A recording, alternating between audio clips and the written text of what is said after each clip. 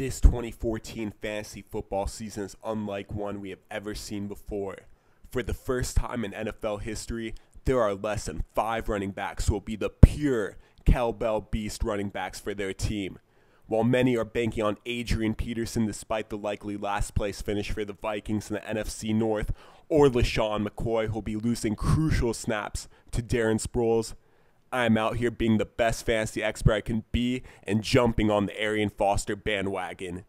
Coming off a disaster 2013 season where the Texans finished 2-14 and Arian only played 7 full games because of a back injury, this season Arian's body will be feeling as fresh as ever as he jumps on a completely revamped Texans squad that is ready to make Arian Foster the next Marshall Faulk. You think this is a game? You think this is a fucking game?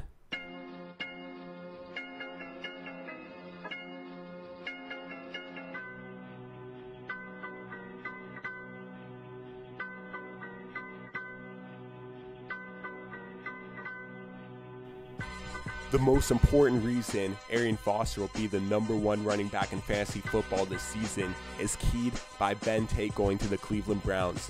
Arian Foster, his entire career, was always one of the top running backs in fantasy football, despite the fact that he was splitting carries with Ben Tate every single game. With Ben Tate in Cleveland, there's nobody close on the Texans squad that brings anywhere near the skill level that Arian brings out of the backfield. This was one of many moves the Texans made this offseason to get ready for a playoff run in 2014. The most notable move the Texans made this offseason was getting rid of last year's starting quarterback Matt Schaub to bring in Ryan Fitzpatrick from Tennessee. Fitzpatrick is one of the most underrated quarterbacks in the game today.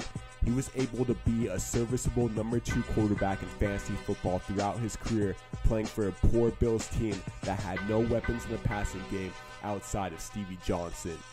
The fact Ryan Fitzpatrick was able to make Stevie a top 20 receiver has to make you excited to see what he can do with Andre Optimus Prime Johnson, who is easily one of the most dominant receivers in the game today, as well as a second-year stud beast in the making, DeAndre Hopkins. Ryan Fitzpatrick is in the perfect moment to shine as the next Rich Gannon. A smart, savvy veteran quarterback out of Harvard, Fitzpatrick is more about the accuracy, medium throws, and moving the chains with smart decisions. If Ryan Fitzpatrick has to tuck the ball and run, he will. If Fitzpatrick has an open receiver down the field, he'll put it on the money. Fitzpatrick will do whatever it takes to move the chains and keep this Texans offense moving forward. Bill O'Brien is the new head coach for the Texans. Bill O'Brien was the quarterback coach for Tom Brady during his monster 50-touchdown season in New England. He was also the offensive coordinator for the Patriots in 2011 when Brady threw for over 5,200 yards and had the #3 offense and NFL rushing touchdowns. You know Bill will be designing the perfect offense, the perfect scheme that'll be putting up points on the board as well as getting those yards that remind us of the greatest show on turf like the Rams in 1999. This all starts and ends with their biggest playmaker, their beast, Arian Foster.